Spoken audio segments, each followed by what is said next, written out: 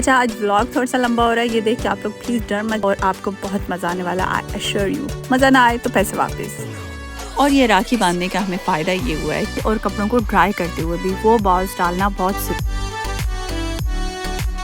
Hello, अस्सलाम वालेकुम and welcome again. कैसे हैं आप सब लोग? आई होप सब लोग ठीक होंगे, इंशाल्लाह खुश होंगे, बाश होंगे और पुरबाश भी होंगे। और मुझे तो भैया आज रूटीन से थोड़ी सी ज़्यादा सुस्ती आई हुई है मतलब सुस्ती तो हर वक्त होती है, आज थोड़ी सी ज़्यादा आलसी आई हुई है, क्योंकि लास्ट व्लॉग में मैंने आप लोगों से शेयर किया था कि हम लोग ट्रिप के लिए जा रहे हैं, तो बस व्लॉग वहीं से स्टार्ट हो रहा है, तो आप लोगों से शेयर करती हूँ सारी चीज़ें। अच्छा, आज व्लॉग थोड़ा सा लंबा हो रहा है, ये देख के आप लोग प्लीज़ डर मत जाइएगा, लेकिन व्लॉग बहुत ही प्यारा होने वाला है और आपको बहुत मज़ा आने वाला, आई एश्योर यू। मज़ा ना आए तो पैसे वापस। अब इस ऑफर के बाद तो आप लोगों को यकीन आना ही चाहिए कि बहुत मज़ा आने वाला है। एनीवेज, यहाँ पर पिज़्ज़ा के लिए डो तैयार होने लगी है और मैं आप लोगों को एक बात बता दूँ, मैं हमेशा दूध के साथ पिज़्ज़ा की डो बनाती हूँ, आई मीन नीम गर्म दूध के साथ। इसके साथ बहुत अच्छे से डो तैयार होती है और पिज़्ज़ा भी बहुत अच्छा बनता है। बाकी सारी वही चीज़ें जाती हैं जो कि डो बनाने के लिए ज़रूरी होती हैं। अच्छा भाई, सबसे पहले मैं जैन भाई के क्वेश्चन का रिप्लाई करना चाहती हूँ। वो हमारी वाईटी फैमिली का बड़ा प्यारा सा एक हिस्सा है और बहुत अच्छे कमेंट्स करते हैं। तो कल उन्होंने जो कमेंट किया, मेरा सारा फोकस उनके मेन कमेंट पे चला गया, तो उनके एक क्वेश्चन का रिप्लाई करना मैं भूल गई। और ये क्वेश्चन मुझसे और भी 2-3 लोगों ने किया है, इसलिए मैंने सोचा कि मैं व्लॉग में बता देती हूँ। तो जी, क्वेश्चन दरअसल ये था कि जब मैंने कपड़े धोए तो मैंने मशीन के अंदर टेनिस बॉल्स भी ऐड किए, वो क्यों?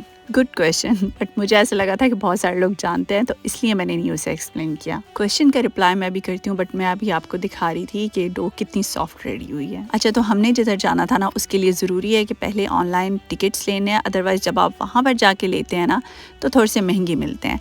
तो यस, आप लोगों ने बिल्कुल ठीक देखा, हम लोग जा रहे हैं थोसिलीला। जो लोग स्वीडन से हैं या कोपेनहेगन में रहते हैं, तो बहुत सारे लोग इस जगह के बारे में जानते हैं। इस जगह की स्पेशलिटीज़ तो आपको दिखाऊंगी भी और बताऊंगी, लेकिन अभी 6 बजने वाले हैं सुबह के, ना कि शाम के। तो ये सुबह का टाइम है और हम लोग अपना पिज़्ज़ा वगैरह तैयार करने की कोशिश भी साथ साथ शुरू करते हैं, क्योंकि हमने 8 बजे घर से निकलना है।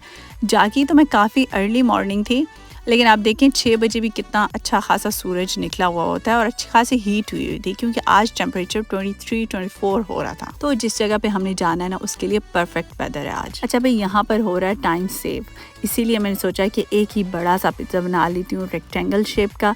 अब ये कहीं पे थोड़ी लग रहा है कि हमेशा गोल ही होता है, मैं नहीं मानती किसी असूलों को, मेरे अपने हैं। अच्छा, मेरी तैयारियां तो खूब ज़ोरों शोर से यहाँ पर चल रही हैं, लेकिन साथ साथ मैं क्वेश्चन का रिप्लाई भी कर दूँ। एक्चुअली जब भी आप पॉलिस्टर की कोई भी प्रोडक्ट मशीन के अंदर धोने के लिए डालते हैं, वो चाहे पिलोज़ हों, चाहे लिहाफ हों, कोई जैकेट्स हों, उसके अंदर आप अगर टेनिस बॉल्स ऐड कर देते हैं ना, तो कभी भी उसका जो मटेरियल है अंदर वाला, वो इकट्ठा नहीं होता एक जगह पर। आपको भी कई दफ़ा ये मसला पेश आया होगा, मुझे भी पहले आता था कि जब हम इस तरह की कोई भी चीज़ धोते हैं ना, तो वो जो पॉलिस्टर होती है या जो रुई होती है, वो जगह जगह पर इकट्ठी हो जाती है, उसके ऐसे गोले से बन जाते हैं। तो जब हम उसके अंदर बॉल्स ऐड कर देते हैं ना, तो वो बॉल्स मुसलसल उस सारे चीज़ से, मतलब लिहाफ हो गया या पिलो, जो भी, उससे टकराते रहते हैं, तो वो जो पॉलिस्टर या रुई है वो एक जगह पर इकट्ठी नहीं होती। अच्छा, मैं एडवांस में ही सॉरी करती हूँ आप लोगों से अगर मैं इस लॉजिक को सही से एक्सप्लेन नहीं कर पाई, लेकिन आप लोग बहुत ज़हीन है, आई नो, बहुत ब्रिलियंट लोग हैं, मुझे पता आप लोगों ने मेरे लॉजिक समझ लिया होगा जो मैं कहना चाहती हूँ। अब सवाल ये पैदा होता है कि कितने बॉल्स डालने चाहिए। ये आपकी मर्जी है, लेकिन 2 तो मिनिमम होने चाहिए।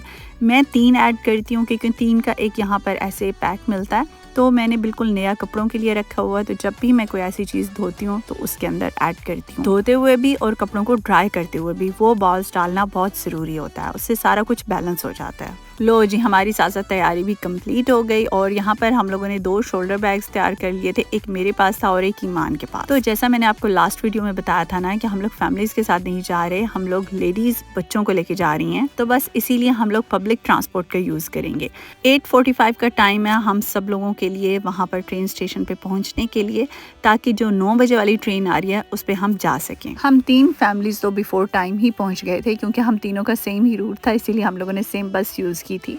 अच्छा, जो लोग स्कोने रीजन या मालमो से देख रहे हैं, तो उन्हें बता रही हूँ कि आप लोगों ने बिलियट थोसिलीला का नहीं बल्कि थोमेलीला का ख़रीदना होता है। बस यहाँ पर हम लोगों की ट्रेन का टाइम होने वाला है, तो हम लोगों का भी नीचे जाना है, लेकिन बच्चे यहाँ पर इतना ज़्यादा इंजॉय कर रहे थे माशाल्लाह, क्योंकि एक बात तो हम सभी जानते हैं कि जो मज़ा अपने फ्रेंड्स के साथ ट्रिप पे जाने का है ना, वो फैमिलीज़ के साथ नहीं है। यहाँ पर ट्रेन आ चुकी है और हम पहले जाएंगे मालमो से लुंड। और ये है लुंड का मेन रेलवे स्टेशन। अच्छा, मैं लुंड पहले कई दफ़ा आ चुकी हूँ, बट मुझे आज ऐसा लग रहा था कि मैं फ़र्स्ट टाइम आई हूँ। शायद ऐसा इसलिए क्योंकि मैं ट्रेन से फ़र्स्ट टाइम आई हूँ। एक्चुअली जब भी मेरा आना हुआ तो लुंड हॉस्पिटल के लिए आना हुआ, और लुंड में बहुत बड़ा हॉस्पिटल है। इवन माल्मो में भी पेशेंट्स को लुंड हॉस्पिटल ही रेफ़र किया जाता है। उसके अलावा लुंड यूनिवर्सिटी अपनी एक ख़ास पहचान रखती है। अभी हम लुंड से थोमेलीला जा रहे हैं बाय बस, जो कि तकरीबन 1 घंटे का सफ़र बनता है। और ये 1 घंटा बहुत ही खूबसूरत है, जो कि आप देख सकते हैं, खुला आसमान। और मैंने ऐसा आसमान बहुत टाइम के बाद देखा है। मेरा बहुत दिल कर रहा था कि मैं सारे व्यूज़ को कैप्चर करूँ और आप लोगों के साथ भी शेयर करूँ।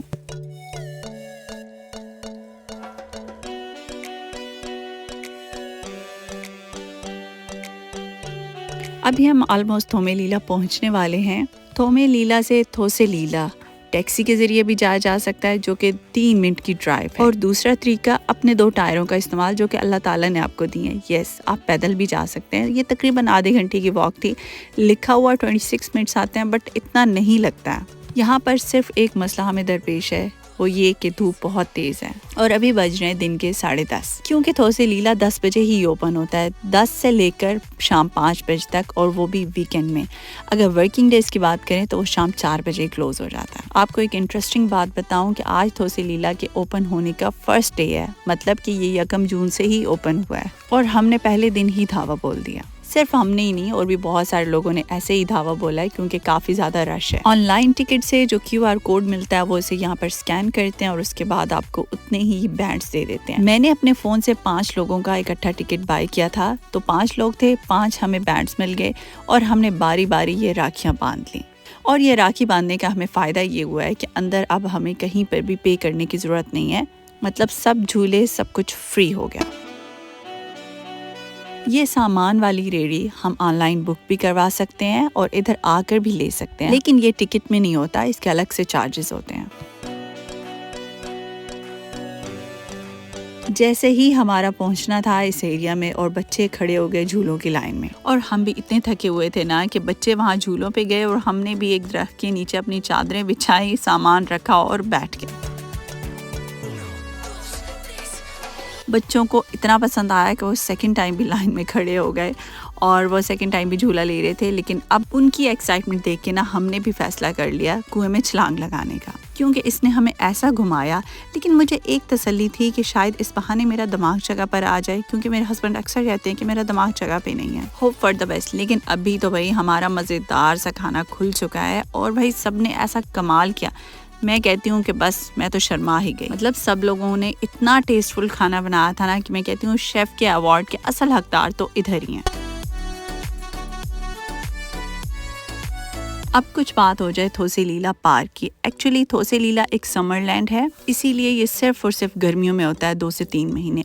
यहाँ पर बहुत ज़्यादा किस्मों के झूले हैं, पानी में आप बोट भी चला सकते हैं, लेकिन जो असल इसकी स्पेशलिटी है वो इसके ओपन स्विमिंग पूल्स हैं। अभी मैं थोड़ी देर खामोश रहूँगी और आप लोग इसको एंजॉय करेंगे।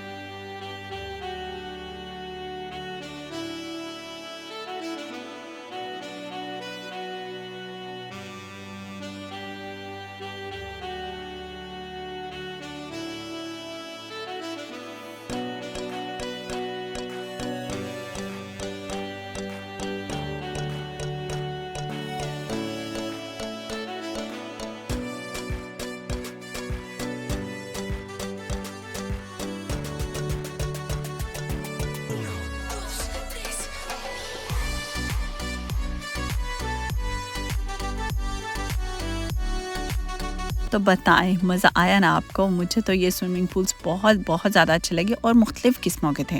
अच्छा, यहाँ दरमियान में ये लॉकर्स भी बने हुए थे, इसकी बैक साइड पे टॉयलेट्स वगैरह भी हैं।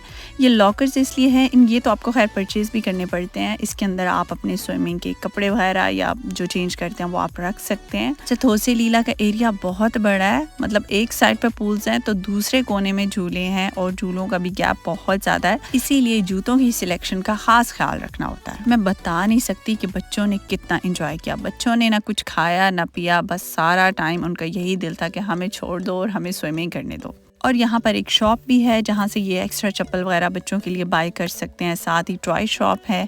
इसके अलावा खाने पीने की भी काफ़ी ज़्यादा स्टॉल्स वगैरह हैं, डिफरेंट किस्म के आइसक्रीम वगैरह, नगेट्स, फ्राइज़, इस तरह की चीज़ें मिल सकती हैं। बच्चे 3 से 4 घंटे स्विमिंग करने के बाद जब थक हार के आए तब इन्होंने कुछ खाया पिया और हम लोगों ने बच्चों के स्विमिंग के कपड़े यहाँ धूप पर बिछा दिया।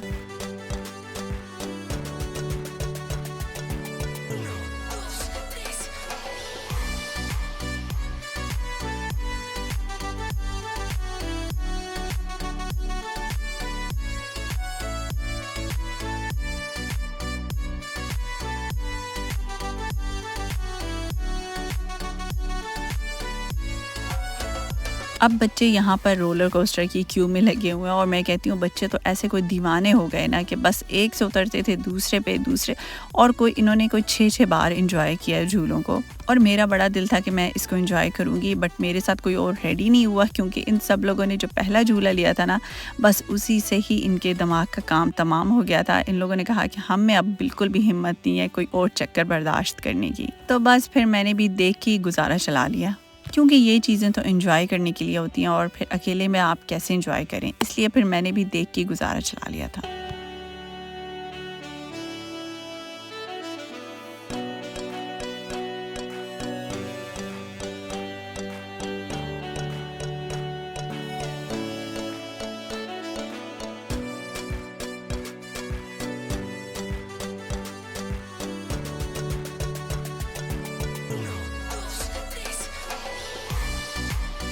अभी बज चुके हैं शाम के 5 और बच्चों का निकलने का कोई मूड नहीं था, लेकिन मैंने कहा अगर आप लोग नहीं निकले तो सिक्योरिटी वाले आके आपको खुद ही निकाल देंगे। और ये थी हमारी क़याम गाह जहाँ पर हमने 6 से 7 घंटे स्टे भी किया। वापसी पर गेट के ऊपर ये फ्री में दे रहे थे बच्चों को, आई थिंक ये कुछ बॉल्स वगैरह थे। सबसे मज़े की बात ये थी कि जितने मर्ज़ी कोई ले। और बस आखिरकार हमारा वापसी का सफ़र भी स्टार्ट हो गया। हमारा पूरा दिन कैसे गुजरा, क्या क्या किया, कुछ समझ नहीं आया। इतने जल्दी से टाइम गुजरा और बहुत मज़ा आया, बहुत यादगार टाइम गुजरा। लेकिन बच्चे काफ़ी सैड थे और नेक्स्ट प्लानिंग करके बैठे थे कि अब हमने कब आना है नेक्स्ट टाइम। खैर यहाँ पर हम लेडीज़ का तो थकन से बुरा हाल था और शुक्र किया कि हम लोग घर पहुँचे। एनीवेज़ ये था आज का व्लॉग। अगर आप लोगों को अच्छा लगा हो तो मुझे कमेंट बॉक्स में ज़रूर बताइएगा। बस भाई मैं तो घर जाकर खूब सारा रेस्ट करूँगी। आप अपना और अपने साथ वालों को बहुत सा ख्याल रखिएगा। टिल देन, अल्लाह हाफिज़, बाय बाय।